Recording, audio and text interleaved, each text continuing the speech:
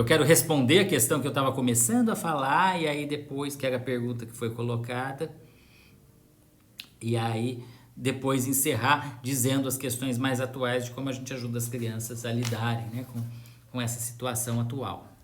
Assim, eu estava começando a explicar, a responder uma pergunta que foi feita, um pouco como que remete a essas questões da etiologia do autismo.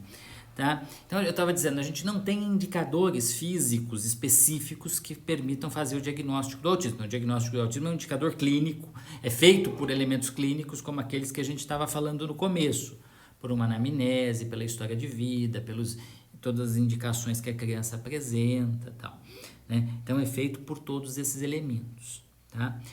O que as teorias mais, os autores hoje tendem a pensar é que provavelmente existe alguma predisposição orgânica, né? Algum fator aí de predisposição orgânica, tá?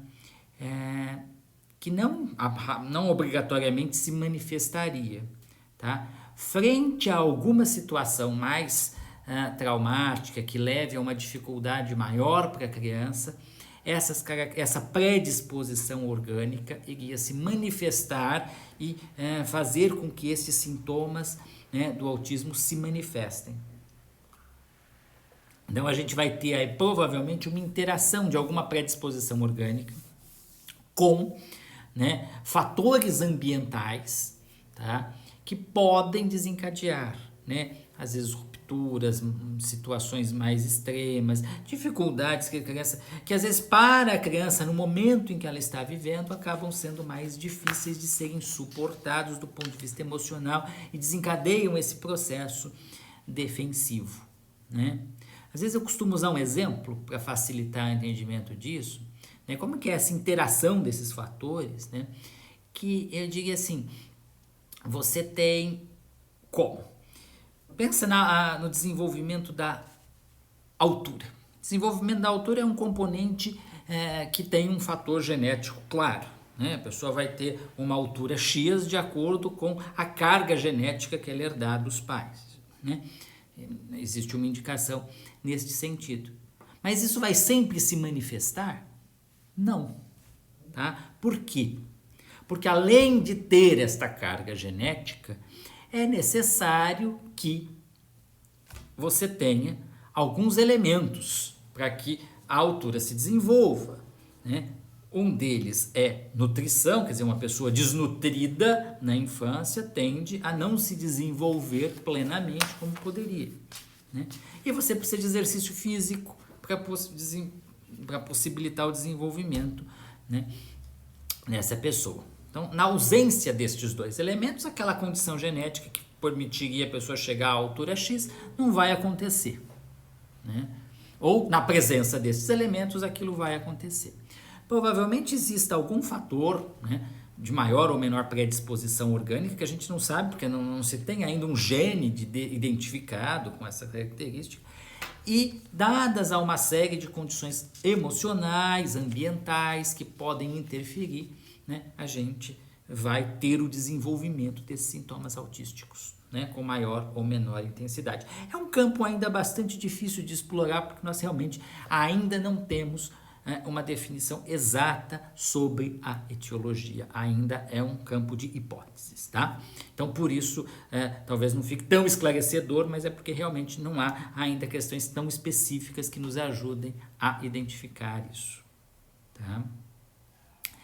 Deixa eu falar um pouco agora desta situação atual, né? E acho que isso vai ajudar aí para quem ou que está assistindo aqui, que tenha filhos, né, com autismo, ou para quem trabalha com isso ou vai trabalhar e possa lidar com essas situações assim. O que está acontecendo neste momento, né? Quer dizer, nós estamos vivendo uma situação de instabilidade, né? Instabilidade por quê? Porque nós somos retirados, né, das nossas rotinas, da vida que a gente estava habituado, né, e fomos colocados numa situação completamente diferente, né, e de uma forma abrupta, inesperada. Então as pessoas precisam ficar em casa, não podem sair de casa, as crianças que iam para a escola não podem mais ir para a escola de uma hora para outra, né? Então há uma série de mudanças e de rupturas, né, no que está acontecendo aí neste momento, tá?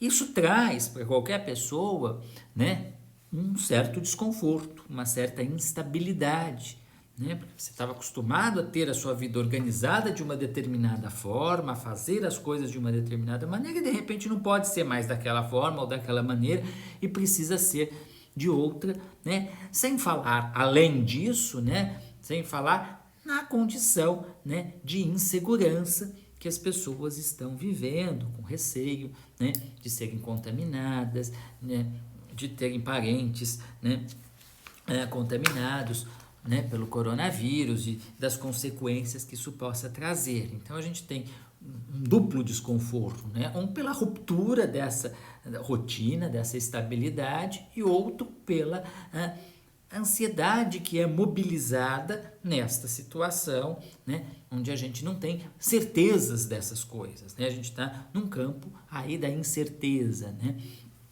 Ainda das hipóteses. Então isso tudo, claro, mobiliza, né, uma série de dificuldades, tá? E isso que eu digo para qualquer pessoa, não estou falando especificamente ainda das crianças autistas, né? Quando a gente for passar para discutir as crianças autistas, uma coisa que eu estava dizendo lá no começo, né, era assim, que as crianças autistas elas gostam de uma certa rotina, né? Elas têm uma necessidade de rotina e a rotina tem um elemento organizador, né? Para que essas pessoas consigam se organizar melhor, se sintam mais seguras. A rotina é um elemento, né, que traz segurança às crianças autistas, principalmente nos quadros mais severos, né? Então isso ajuda o desenvolvimento. Tá? Como fica esta situação? Você tem justamente o quê? Uma quebra dessas rotinas, né? Então essa criança ela vai apresentar uma maior instabilidade, uma maior agitação, né? Uma maior irritabilidade, tá? Frente a essas mudanças. E como que a gente pode ajudar? Tá? A primeira coisa é que a gente consiga construir para essas crianças, dentro do contexto que elas estão hoje, dentro de casa, uma rotina. Tá? Construir um modo de se adaptar neste novo ambiente, onde ela possa fazer coisas que de alguma forma preserve o que ela fazia antes. Talvez ela não consiga fazer tudo o que ela fazia antes, mas algumas coisas podem ser adaptadas e podem ser construídas de uma forma, né, que ela consiga fazer certas atividades, tá? Que ela consiga ter um cadeamento lógico, que ela saiba, né, que ela vai acordar e fazer tal coisa, tá? Isto ajuda a se organizar, isso ajuda a diminuir um pouco essa ansiedade, né? E isso cria uma situação mais estável, tá? Porque se a coisa fica solta, né, você pode fazer qualquer coisa e ao mesmo tempo não pode fazer nada, né? A sensação que você tem é que você está à deriva, né? Esta sensação é uma sensação muito desorganizadora. Então, para que as crianças com autismo, os adolescentes com autismo, não se sintam à deriva, né, a gente precisa ajudar a construir dentro de casa, né, essas rotinas. Tá? Ajudar neste ambiente a construir, né, uma organização para que elas possam se sentir um pouco mais seguras. Tá? Então esse é o primeiro ponto, né? O segundo ponto que eu quero colocar, né, nesse sentido é como lidar, como falar com as crianças sobre o que está acontecendo, né? Embora a criança autista tenha dificuldade de se expressar, né, que é o que eu estava dizendo lá na frente, ela não consegue expressar o que ela está sentindo, ela não consegue falar o que ela está pensando, né, dependendo do grau de intensidade com que ela se manifesta, esse autismo, mas ela tem uma percepção que tem coisas acontecendo, né? Na semana você vai para a escola, na outra semana você não pode ir mais. O que está acontecendo? Né? Ela consegue entender que algumas coisas estão estranhas, né? Algumas coisas estão diferentes do que deveriam estar, né? E isto, é claro, traz insegurança, traz uma inquietude maior. Então, não é natural que essa criança fique mais agitada, fique mais, né, incomodada com essas situações. É importante que a gente consiga verbalizar para a criança, né, algumas coisas, no sentido de que ajude ela a compreender o que está acontecendo. Então, de dizer para ela, olha, agora a gente precisa ficar em casa, a gente não pode sair, as escolas estão fechadas, né? É ruim ficar em casa às vezes dá vontade de ir para a escola, mas a gente tem que esperar. Quer dizer, que a gente consiga expressar isso, né? Aí quando a gente fala isso, em geral as pessoas perguntam, bom, mas o que que eu posso falar, o que que eu não posso falar, né? Isso a gente não tem uma regra específica, mas vale algumas indicações. Bom, eu tenho que considerar qual a idade da criança, né? E qual o grau de compreensão que ela tem, tá? Para eu saber o quanto eu posso avançar na minha explicação ou não. O quanto eu posso ser mais claro ou quanto eu preciso dar explicações muito simples, né? Então, se essa criança tem uma grande dificuldade de compreensão, de comunicação, né, ela tem uma limitação maior nesse sentido, eu vou dar uma explicação muito simples. Eu vou dizer, olha, a gente não pode ir na escola esses dias porque a escola está fechada, né? Para que ela entenda que a escola está fechada, e se a escola está fechada, a gente não pode ir, né? Se ela tem um nível de compreensão melhor, eu posso explicar mais coisas. Então, eu vou fazendo isso gradativamente, de acordo com essas condições que eu estou falando, nível de compreensão e idade que essa criança tem. Mas é importante que eu diga algumas coisas, né? É importante que eu fale algumas coisas, para ela entender que aquilo que ela está sentindo, você entendeu que ela está sentindo aquilo, você sabe que aquilo está acontecendo, né? Então, e que tem alguém que entende o que está acontecendo aquilo, isso dá segurança, né? Isso dá tranquilidade, né? Porque se a criança tem essa percepção de que alguém entende, né, de que os pais entendem o que ela está sentindo, o que está acontecendo, então é mais seguro, né? Eu não me sinto tão desprotegido, eu não me sinto tão, né, assim, à deriva nesta situação, tá? Então eu acho que a gente tem que trabalhar nessa direção com a criança, tá? Tentando seguir essas duas orientações aí, né? Apresentar um esclarecimento do que está acontecendo e tentar criar uma organização, uma rotina, né, com essa criança. Acho que são dois elementos principais, tá? Vamos ver se tem mais algumas perguntas, o que que eu posso responder aqui, o que que eu posso ajudar. Vamos ver aqui o que estão falando aqui.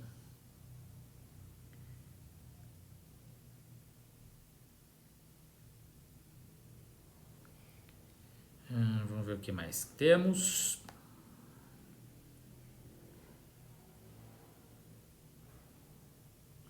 Orientação aos pais é esse que eu estou tentando trazer aqui. Se tiver alguma questão mais específica, eu posso colocar. Alguém está perguntando assim, pode haver algum acontecimento muito forte que mexa com o emocional, que possa se desenvolver o autismo? Como, por exemplo, o bullying. Eu só acho que é uma questão anterior, né? Eu acho que é uma questão anterior a isso, como eu estava dizendo. O autismo é uma questão, tem uma incidência precoce, tá? Então, o autismo se manifesta lá no início da vida, nos primeiros anos de vida. Então, provavelmente são questões mais a nível relacional, a nível da interação da criança, a nível de alguma experiência mais traumáticas, assim, de rupturas, de perdas, alguma coisa nesse sentido, tá? Mais do que propriamente o bullying, né? Que é uma questão que a criança vai compreender e vai entender muito mais tarde, né? E aí, então, não seria um fator que desencadearia o autismo lá tão precocemente, tá? Pode trazer outras consequências e outras questões para a criança, seria uma outra discussão, né? Mas não nesse momento, tá? Vamos ver se tem mais alguma coisa.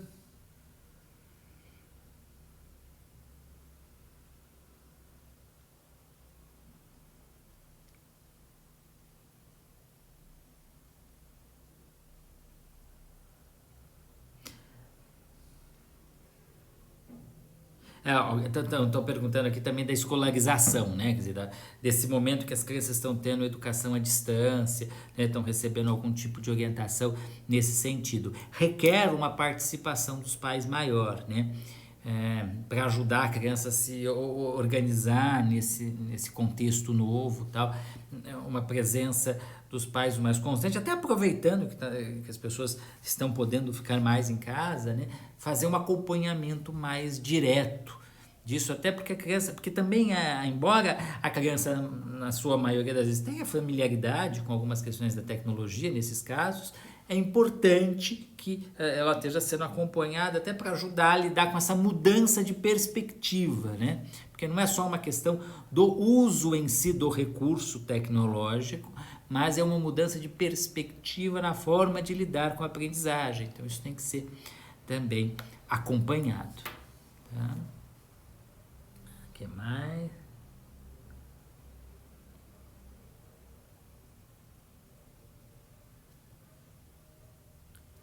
Tem outra questão aqui, como dar o diagnóstico aos pais. Então, a questão do diagnóstico aos pais, é importante que a gente consiga esclarecer para os pais, né? Sempre que a gente faz um diagnóstico, você está falando de uma dificuldade, tá? Você está trazendo para os pais, né, uma limitação da criança. Está dizendo, olha, tem esse diagnóstico significa tal coisa, significa, né, em alguma medida uma limitação, significa em alguma medida, né, algumas restrições, né, para essa criança. Por outro lado, você precisa acompanhar, né, você precisa trazer uma questão que é de ordem também das perspectivas, né? Não só qual é a questão das limitações, mas quais são as perspectivas, quais são as possibilidades, né, de desenvolvimento, como isso pode ser desenvolvido, como essa criança pode se desenvolver. Então você tem que correlatamente, de forma, né, não só apresentar as questões do diagnóstico, mas trazer todas as perspectivas que são inerentes a isso, tá? Então a gente vai trabalhar dessa forma. Deixa eu ver se temos mais alguma coisa. O que tem aqui?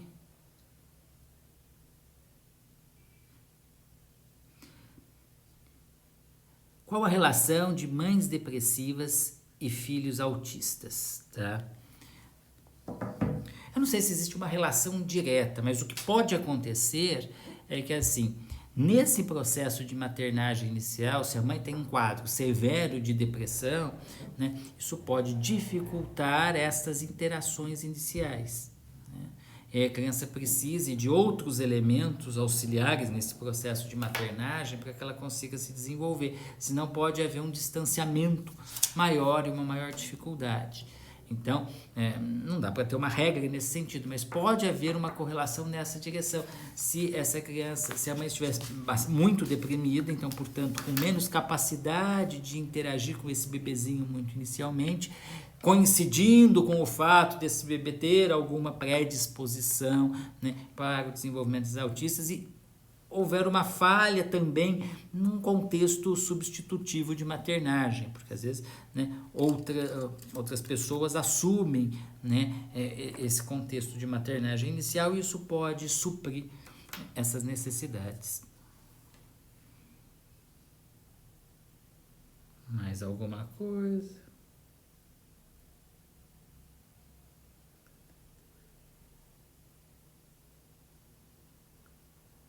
Que podemos nos atentar na anamnese para o diagnóstico de autismo? Tá. É uma questão interessante. A gente tem que pensar, uma coisa importante, a gente tem que saber desenvolvimento infantil. Tá? A primeira coisa para a gente saber fazer diagnóstico e fazer diagnóstico de autismo é saber desenvolvimento infantil. Por quê? Porque existem alguns indicadores, né, de desenvolvimento que são muito característicos do desenvolvimento inicial da criança no primeiro e no segundo ano de vida. Eu estava até apontando alguns deles, né? Dizendo, olha, a criança sorri por volta dos 3 meses. Isso é um indicador universal, né? O Spitz fez uma pesquisa que ele fazia pesquisa em todos os contextos, com crianças de diferentes raças, de diferentes culturas, de diferentes classes sociais. Todas as crianças, por volta dessa idade, manifestam um sorriso quando vem um rosto humano. Tá? Isso é um indicador importante de desenvolvimento normal da criança. Tá? Acompanhar o objeto com o olhar lá nos primeiros meses de vida. Um indicador importante para mostrar o desenvolvimento. Tá? Conseguir se orientar em função do som. A mãe está falando, a criança olha, vira o rosto e tal. Quer dizer, são indicadores que mostram que a criança está buscando essa interação. E assim vai seguindo, né? Em cada etapa do desenvolvimento, ela vai formando algum indicador. Aí a criança começa a engatinhar, ela faz indicações de que ela quer buscar um contato, de que ela vai atrás do outro.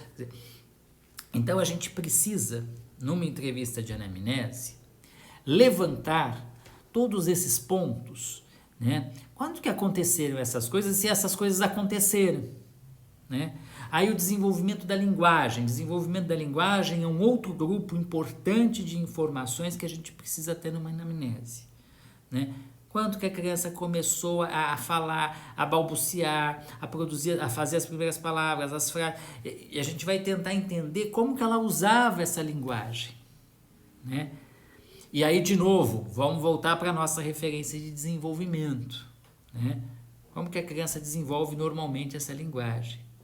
E aí eu vou construindo uma série de elementos, seja da linguagem, seja do desenvolvimento dessas indicações de interação social, né? Que vão me ajudar a perceber se lá no início do desenvolvimento essas questões estavam se manifestando ou não.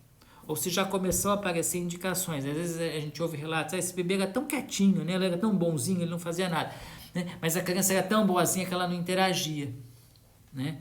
Ela não reivindicava. Chega uma idade, a criança precisa começar a reivindicar. Então a criança chora, ela reclama, ela quer mamar, ela quer, né?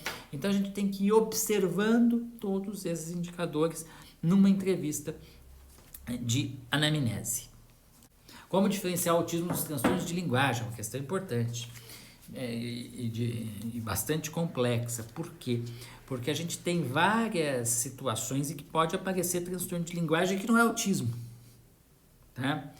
Justamente o autismo, os transtornos de linguagem, eles vão estar presentes, mas eles têm que estar associados aos outros indicadores que eu estava colocando antes.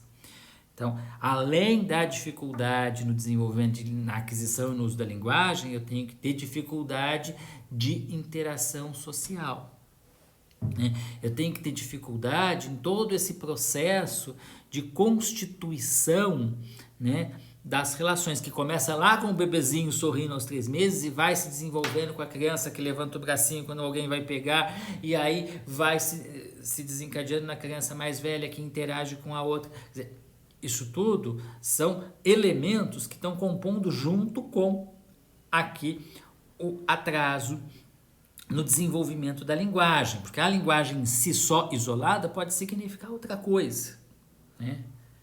Um transtorno específico de linguagem, pode significar um quadro de mutismo eletivo, pode significar uma outra coisa, porque ela está isolada de outras indicações de autismo, né? Então, sempre que eu vou fazer o diagnóstico de autismo, eu tenho que me remeter àqueles 3 elementos que eu estava falando no começo: linguagem, sociabilidade e comportamentos estereotipados, né? Então, eu tenho que observar se esses 3 elementos eles vão se manifestando e a partir de quando, né, eles vão se manifestando, tá? E aí sim eu posso compor um diagnóstico de autismo. Só a linguagem isoladamente não é indicador, né, do diagnóstico de autismo, tá? Até porque em algumas situações, por exemplo, na síndrome de Asperger, você tem um desenvolvimento da linguagem, tá? E a questão não é propriamente que a criança não desenvolveu a linguagem, ela desenvolveu a linguagem, mas essa linguagem não é funcional, né, em alguns momentos. Então ela não sabe usar isso de uma forma eficiente na interação social, ou essa linguagem é usada de uma forma muito concreta, né? Então, uma vez eu lembro de uma situação que a mãe dizia em casa, a situação estava lá numa crise econômica, a mãe dizia assim: nossa, do jeito que está a situação, nós vamos acabar morando embaixo da ponte, né? E o menino ficou apavorado, como que ele ia fazer para morar embaixo da ponte? É literal, né? Ele não conseguia entender, né, uma figura de linguagem, né, alguma coisa, né, da ordem aí da metáfora, né? A linguagem é usada de forma concreta e literal, né? Então é um uso, tem linguagem, desenvolveu linguagem, mas é um uso idiosincrático, é um uso específico, tá? Gente, eu estou vendo que ainda tem muitas coisas aqui de interação, eu não vou conseguir responder todas as questões neste momento, né? Eu acho que tem várias questões ainda que estão aparecendo, mas nós já estamos aí com 1h30, tá? Depois, se alguém quiser conversar alguma coisa mais específica, me manda mensagem, né, direto, e amanhã eu tento responder e tento conversar. E me mandem um feedback também, se gostaram desse modo da gente conversar, de trabalhar, porque aí a gente pode pensar em outros temas e outras lives aí nesse período, né? Então, se vocês tiverem alguma sugestão, algum tema que vocês acham que é importante, que a gente possa trabalhar dentro dessa linha que eu sei trabalhar com, né, com psicanálise de crianças e tal, podem mandar mensagem ali, né? E a gente pode então pensar a viabilidade disso, de fazer outras lives, né, abordando outros temas. E se alguém tiver mais alguma questão específica, manda mensagem para mim, né, que amanhã eu tento conversar e responder algumas dessas questões, tá? Eu quero, para finalizar, agradecer todos que estão participando, agradecer o meu grupo de estagiários que me ajudou bastante na organização, na divulgação, tá me ajudando agora, mandando aqui o feedback de como que estão as coisas, né? Que foi, então, quando a gente tem um grupo bom para trabalhar, a gente consegue fazer coisas interessantes, e esse grupo está contribuindo muito, e por isso a gente conseguiu, né, organizar isso aqui, tá? Se vocês gostaram desse formato, vão avisando e a gente vai pensando para as próximas vezes alguma coisa nesse sentido, tá bom? Obrigado por vocês terem participado, estarem aqui até agora, né? A gente já vai encerrar e aí, quem sabe, a gente volta a conversar, né, futuramente. Gente, obrigado!